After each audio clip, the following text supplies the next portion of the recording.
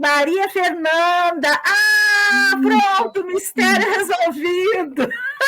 A Maria Fernanda. Mas, tipo, como eu uso muito pouco Fernanda, a maioria das pessoas me conhece só como Maria. Aí todo mundo fica meio confuso quando conhece a minha mãe, assim.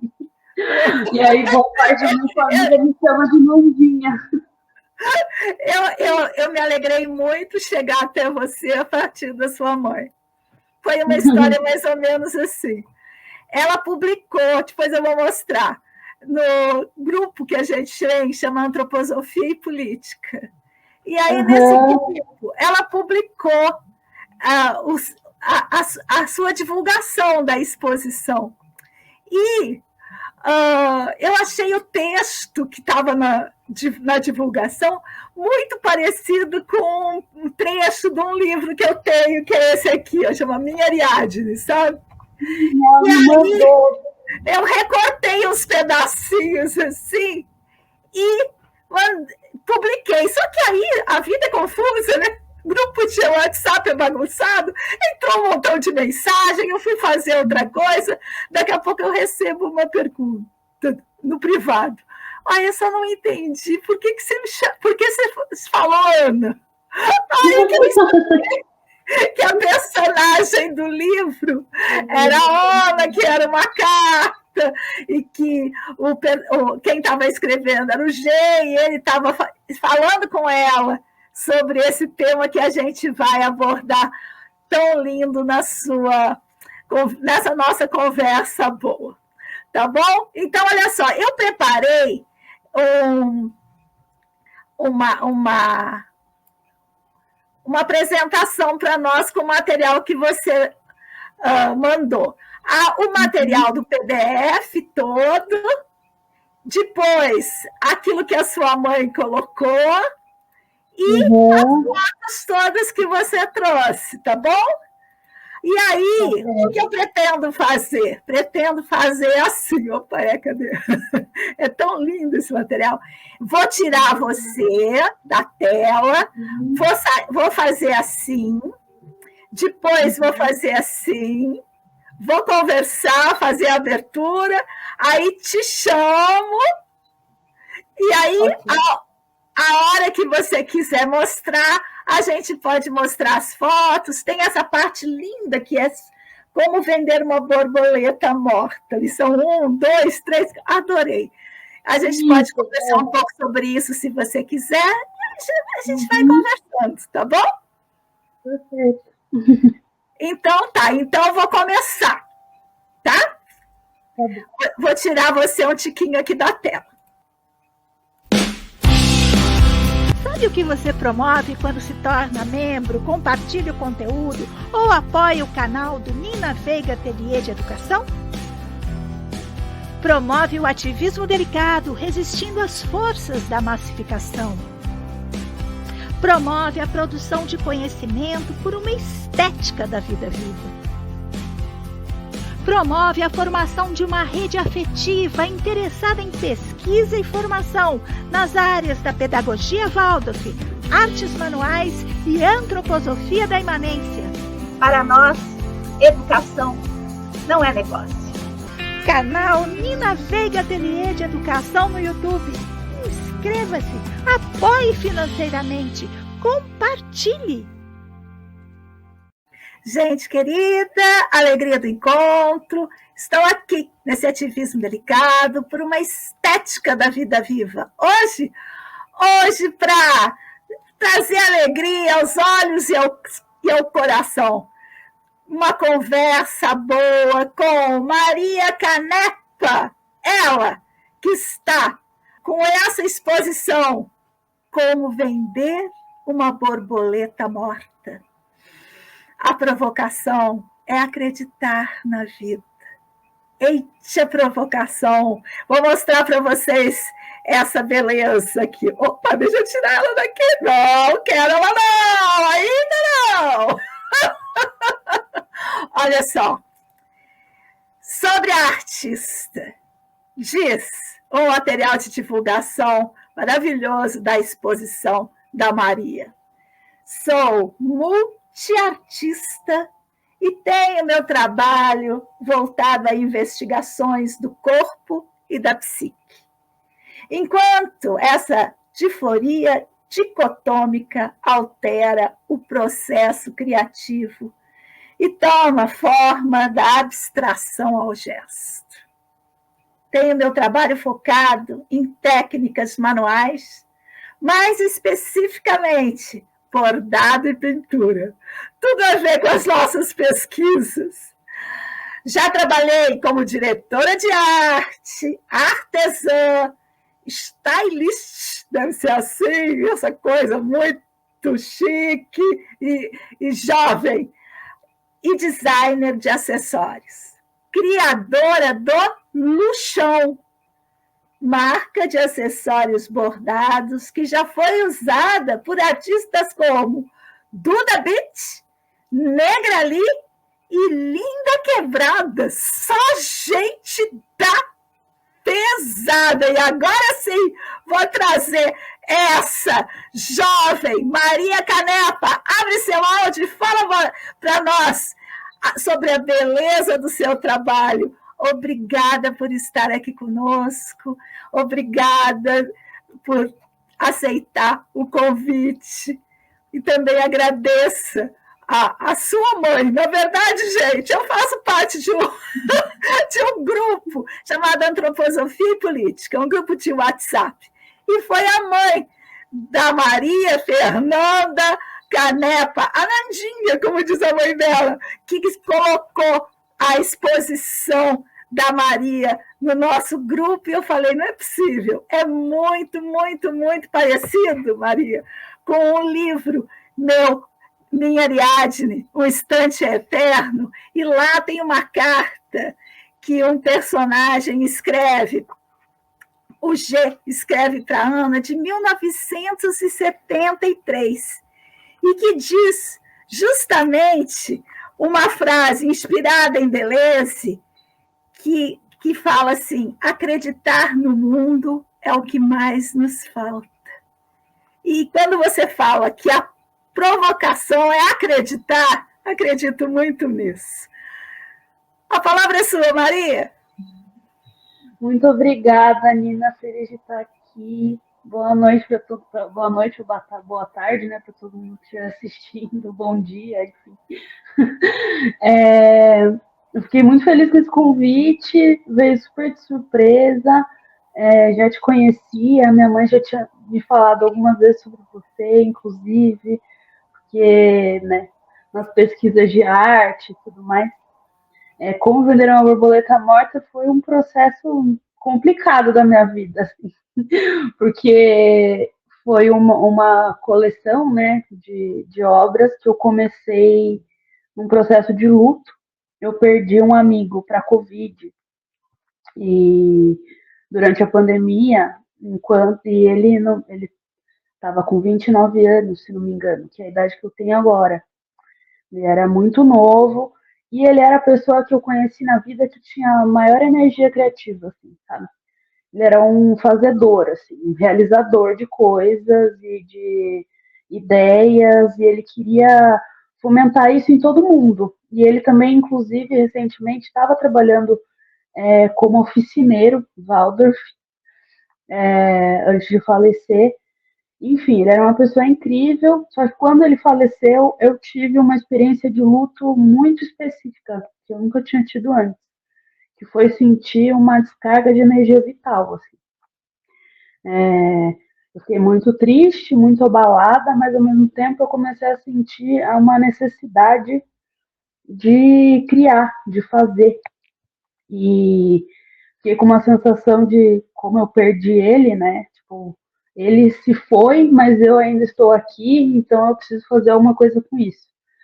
E foi disso e de alguns sonhos que eu tive com ele também que nasceu o início desse projeto, né? Como Vender uma Borboleta Morta. Mais especificamente, um sonho que veio com essa frase, que essa frase ficou ecoando na minha cabeça por dias, que era como vender uma borboleta morta, a provocação é acreditar na vida, e isso me rendeu muitas sessões de terapia. E você sabe que, desde que eu... É muito provocativa esse título. Essa frase, ela é muito contraditória, paradoxal. Ela, ela mexe em lugares, pelo menos para mim foi assim, que são difíceis de habitar.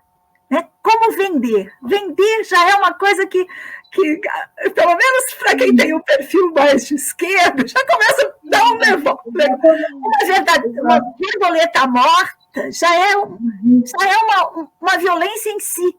Né? Porque uma borboleta a gente sempre quer associar a leveza, a vida, a transformação. E aí, quando você põe o seu subtítulo e diz: a provocação é acreditar na vida, é de uma força. Nietzsche tem uma expressão para isso: amor fati. É isso que me provoca. Só o título da sua exposição, quando eu fui montar a nossa, que eu recebi as fotos, que eu vi a coisa, eu disse: que potência! Mas não quero dominar a palavra, não, porque eu quero te ouvir.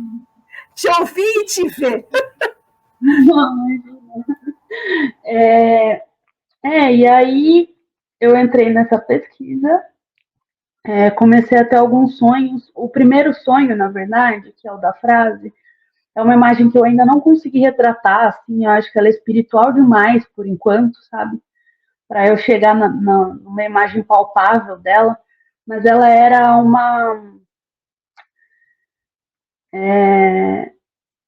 como se fosse uma esfera de asas de borboleta, e essas asas ficavam girando, assim, sem parar. E elas tinham uma iridescência, e elas ficavam em sequência, e elas me lembraram, essa imagem me lembrou muito a retratação que a gente tem dos anjos bíblicos, né? Que não é aquela retratação que a gente conhece, né? Do anjinho de cabelo de cabelo enrolado, é uma retratação meio de monstros, assim, né? As ilustrações e tal.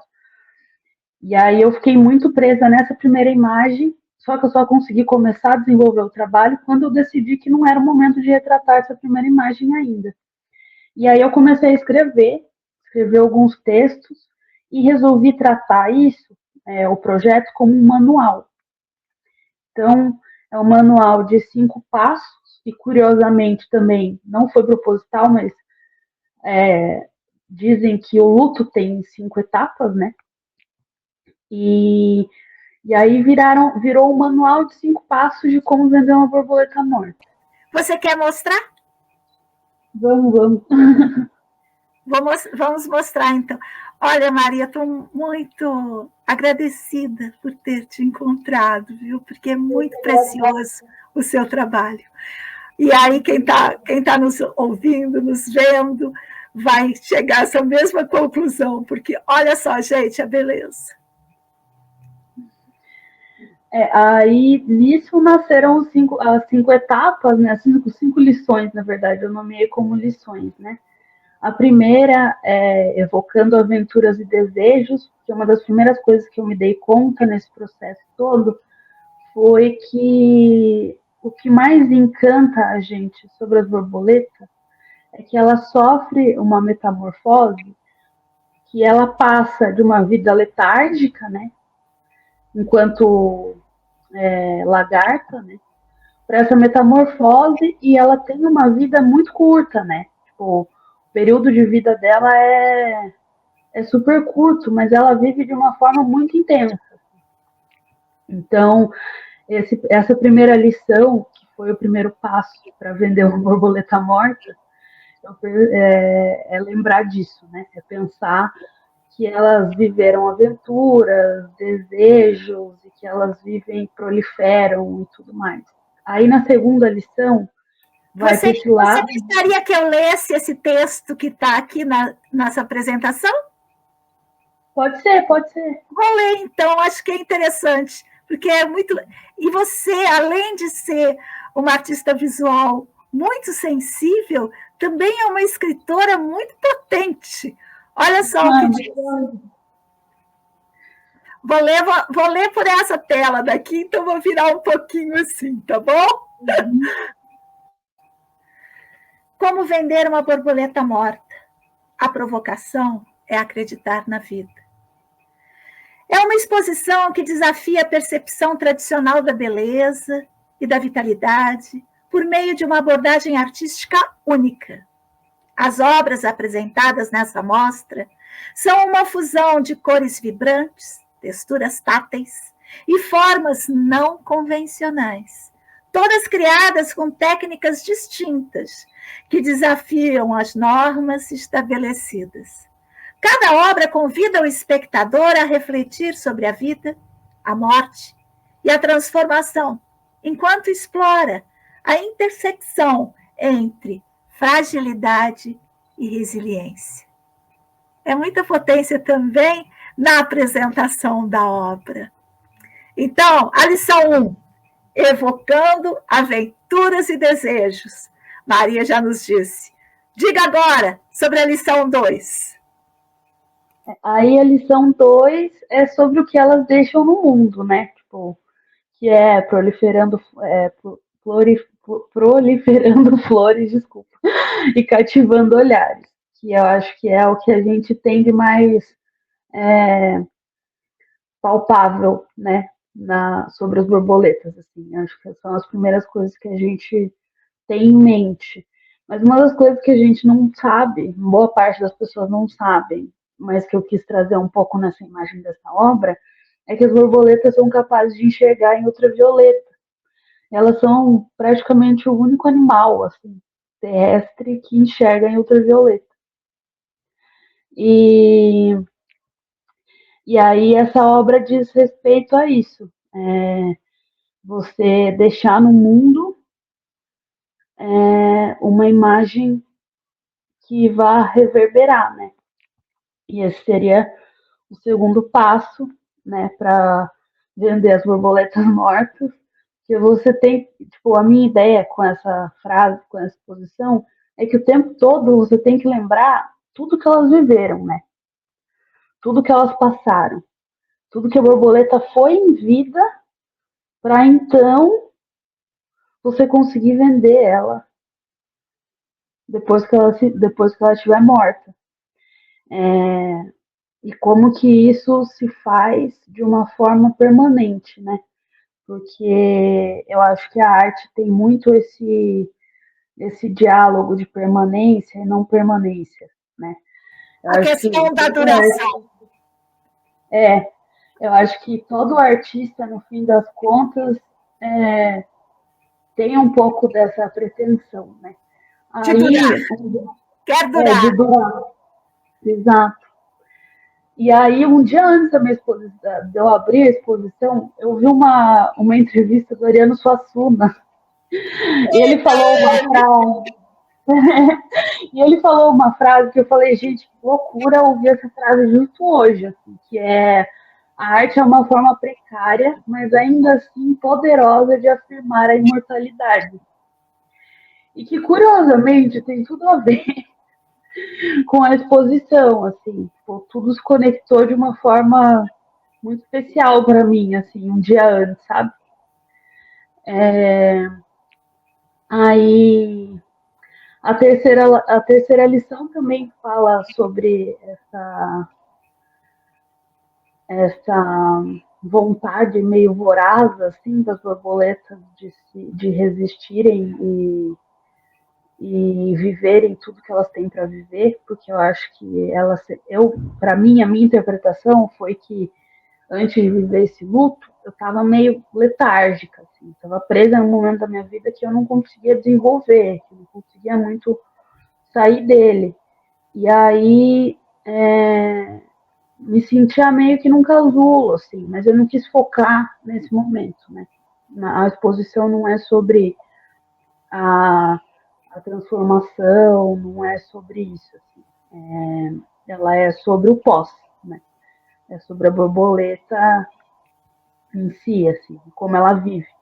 E aí essa terceira lição é sobre os voos e os desejos incontroláveis, que é essa história de você ser tomada pelo que você entende, quando você entende que você está vivo, assim, né? Quando você se dá conta da sua própria vida. Minha gata apareceu. Você quer ler essa parte também? Vou ler.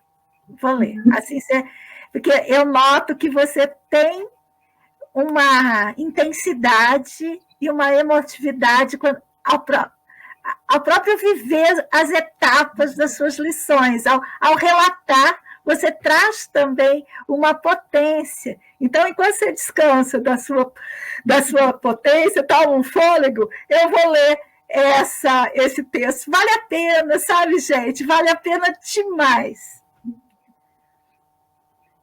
Nesta exposição, os artistas se dedicam a explorar a dualidade da vida e da morte. Utilizando a figura simbólica da borboleta como ponto de partida. A borboleta, um ícone da transformação e da efemeridade, é apresentada aqui em um estado paradoxal.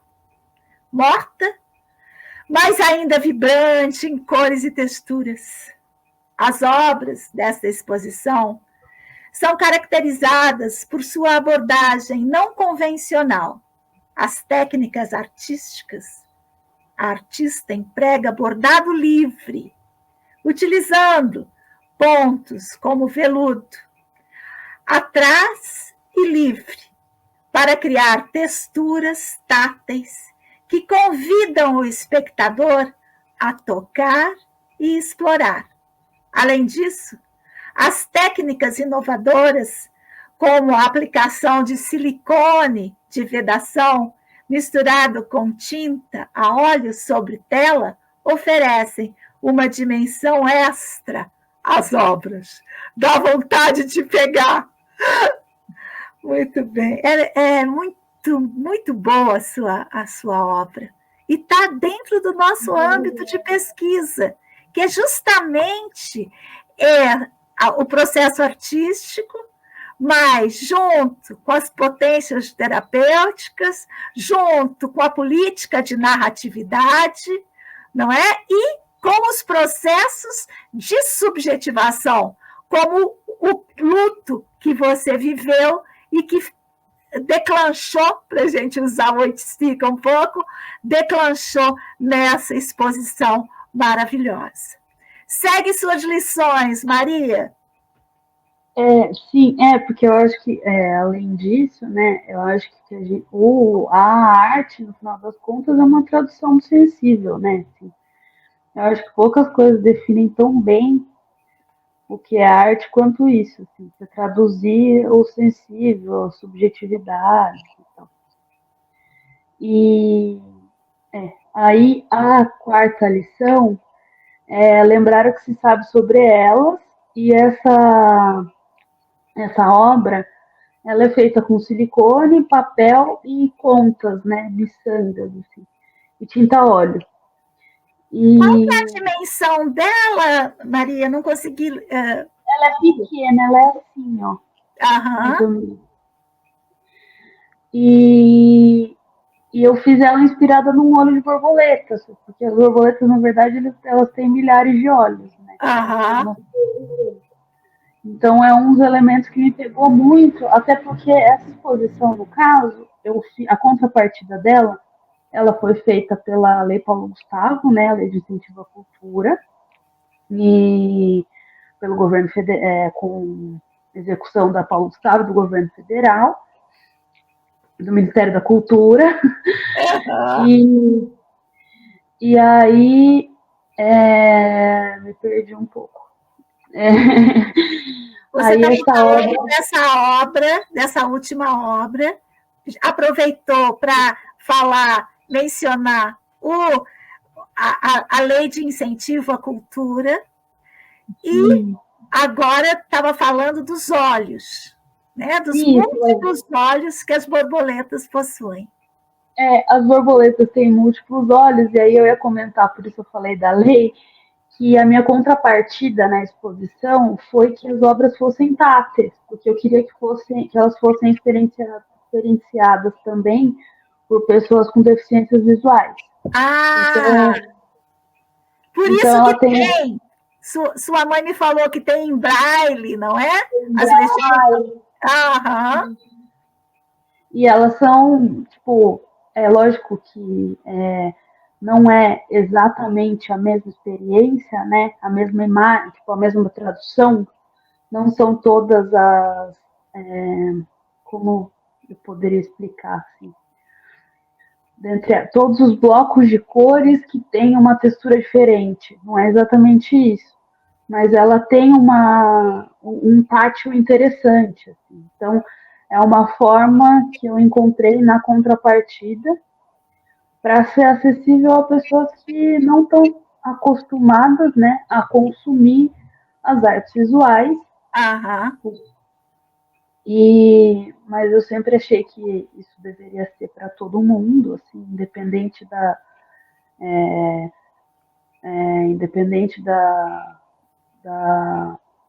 do sentido, né? Tipo, a gente tem tantos sentidos porque a gente se limita nas artes, na maioria delas, a um só, né? Bom, sem contar música, lógico, mas a maioria das artes estão concentradas no visual, né? O conceito que você explora é o conceito de áptico, que é um pouco esse, mesmo a gente vendo pela foto, mesmo a gente vendo gatos. Aí também, ó, aqui. Quando ela não... Mesmo a gente vendo pela foto, a gente consegue perceber o relevo, o tato, né? O tato, ele é chamado. Então, esse áptico, que é a mistura do tato, né, com o óptico. Muito bem. Isso, E aí, essa quarta obra foi para trazer isso de uma outra forma, assim, sabe? Todas essas informações, assim. E a quinta obra é a minha obra preferida. E é a obra que tem mais texturas, eu acho que ela tem 7 texturas diferentes, se não me engano. E ela é a minha interpretação mais sensível, assim, é a minha tradução de todo esse projeto, assim, basicamente. É como eu resumo toda essa ideia. E aí ela chama a lição número 5, e então contar o que não se sabe sobre elas. O que é interessante é assim, contar o não saber. É demais. Sim, porque tem uma que é o contrário, né? Que a anterior é o contrário, que é lembrar o que a gente sabe. E aí a próxima é contar o que a gente não sabe, que é trazer uma nova perspectiva, com novas formas, novas texturas, outras abordagens. E aí nela tem também textura de silicone, também tem conta, tem um bordado de ponto veludo, que eu quis fazer porque lembra a textura das asas da borboleta, né? Essa coisa bem aveludada. E aí tem uns outros pontos também que eles são mais discretos, mas eles fazem uma volumetria diferente também quando você toca. Eu acho que eu esqueci de comentar uma coisa sobre a outra página. A gente pode voltar. Obrigada. Que é na primeira e na terceira obra, os materiais da primeira obra, eu fiz ela com uma camada de giz pastel oleoso. A segunda camada, a que está mais caída, que é meio transparente, é silicone. Esse silicone que eu uso é um silicone de vedação. Então, ele acaba ficando uma textura que todo mundo comentou, quem foi na abertura, comentou comigo que lembra a pele, que ela é uma textura bem siliconada, assim mesmo. E a última camada, que é essa preta, que ela é tipo um contorno, eu quis trabalhar os vazios. Assim como na terceira obra, que eu também recortei a Canva. Então, elas representam nesse sentido isso também, que é essa tentativa de preenchimento de um vazio, assim. Eu Você tenho não mais sabe... fotos. Ah, sim, para lá, né? Verdade. Ó, esse aqui foi o texto maravilhoso que eu recebi lá no WhatsApp. A provocação é acreditar na vida. Aí tem esse texto muito, muito potente, mas eu não consigo ler daqui, não. E aí temos as fotos com as pessoas colocando as mãos, aí a gente consegue ver também a dimensão, não é? Essa primeira que você falou, ela fica numa quina, assim, você pode vê-las dos dois lados, Maria? Elas estão penduradas por cabo de aço. A primeira é numa quina, assim, tá certo. Aham. Ela tá... As asas são presas numa madeirinha, aí eu prendi a madeirinha num pilar. Ah, tô vendo aqui. Muito bem. Então Ó, você consegue ver ela de frente ou de lado. Vou passar de novo, vou passar mais um pouquinho. Tem várias fotos. Aí você pode ir comentando livremente. Olha lá que lindo. O colar também está muito lindo. É uma borboleta, feita por uma amiga minha. Muito. E essa é a obra da lição número 2. Essa, não a que você está, essas outras, essas aqui, não, né? Dá para ver o pontinho azul do meu mouse, né? Essa é do passo 2. É, a número 2. Que é a proliferando flores e encantando olhares. Ah. E essa é sua mão? É a minha mão. Tá linda também, hein? Muito, muito. Eu acho maravilhoso. Muito bem. Ó, aqui tem bordado também nessa sua obra, na última lição? Na anterior também. Aqui, a proliferando olhares. Essa dá para ver bem o bordado. Agora, essa outra. Bordado tridimensional. As asinhas são bordadas. O bordado é qual cor? Ou tem várias cores? Tem várias cores. Esse risco em cima, que está bem para cima ali, no fundo branco, aqui é bordado. E esses risquinhos pequenininhos também são bordados. Essas bolinhas em volta. Essa parte aqui é o quê? É bordado. Esse é o ponto peludo. Eu imaginei que era. É meio peludinho. Ele é peludinho. Ele é um ponto que parece aquele bordado russo, sabe? Ponto russo. Sei. Mas eu faço ele com agulha normal, não faço com a agulha do ponto russo.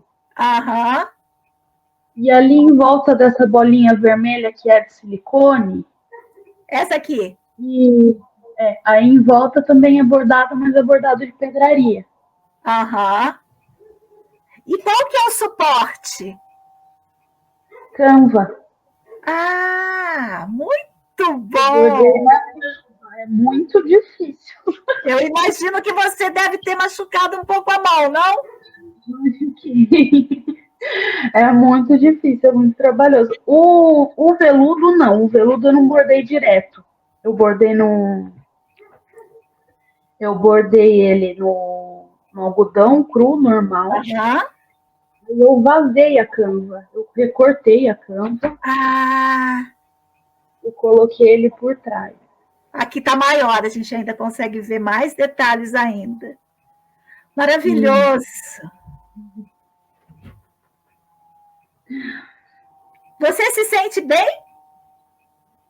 Me sinto bem. No começo, eu fiquei. É difícil, né, fazer arte. Assim. Eu ainda tenho. Mudaria muita coisa ainda. Claro! Tem algumas obras que eu queria refazer em algum ponto da vida, assim, não sei quando, mas eu gostei muito, fiquei muito satisfeita.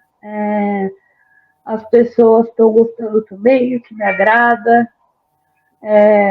Tem bastante gente. Eu moro numa cidade muito pequena, né? Que tem Onde 45 mil você mora? habitantes. Nós nem falamos disso, não é? Eu moro em Capão Bonito, interior de São Paulo. Ah, você mora em Capão? Você foi aluna Waldorf? Maria. Aluna Waldorf, da escola Waldorf de Capão Bonito. Até o nono ano. Uma escola maravilhosa, muito antiga. É maravilhosa, assim. Tenho saudades, inclusive. Devo muita coisa à escola. Assim. Foi uma E você formação sabe que a maravilhosa. gente, olhando assim, principalmente essa sua obra aqui, a gente percebe uma estética goetheana aí. A gente percebe até mesmo aqui na borboleta, um exercício desse goetheanismo, dessa arte Waldorf.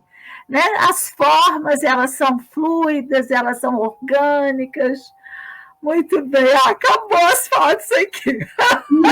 Se quiser que eu coloco mais alguma depois. Mas eu tenho mais, não. Todos que você mandou, eu coloquei. Maria Canepa, palavras são suas agora. Você comentou sobre o Goethe e eu tenho uma curiosidade muito específica que é sobre a relação da Ilma Flint com a pedagogia Waldorf. Muito interessante. Nós temos realmente, inclusive a Luciana Pinheiro tem um livro muito interessante, não sei se você conhece, sobre com a biografia dela e todo o processo de arte antroposófica que tem ali. Combina muito com o seu trabalho. Eu vou procurar. Eu sou apaixonada pela Ilma. Manda uma mensagem que eu capturo as informações para você. Obrigada. Maria, estamos chegando, até ultrapassamos, mas valeu muito a pena. Ultrapassamos a nossa meia hora de conversa, mas eu queria abrir agora para você falar as suas últimas impressões, para a gente já ir se despedindo. Eu queria te agradecer pelo convite, fiquei muito feliz. Espero que seja uma porta para uma relação, porque também quero trocar muito com você, te acho maravilhosa. Obrigada. E acho o seu trabalho muito incrível. E, enfim, sempre que quiserem sempre que quiser conversar, acessar alguma coisa, estou disponível. Também dou oficina, uma certa recorrência, mas ainda não tenho nada em específico. Todas as informações para vocês seguirem, entrarem em contato com a Maria, estão aqui na descrição do vídeo. Maria, querida, Nandinha, vai, eu sou a avó, colega da mamãe, vou chamar de Nandinha. Nandinha, querida, um beijo grande, sigamos juntas, pois assim somos mais fortes.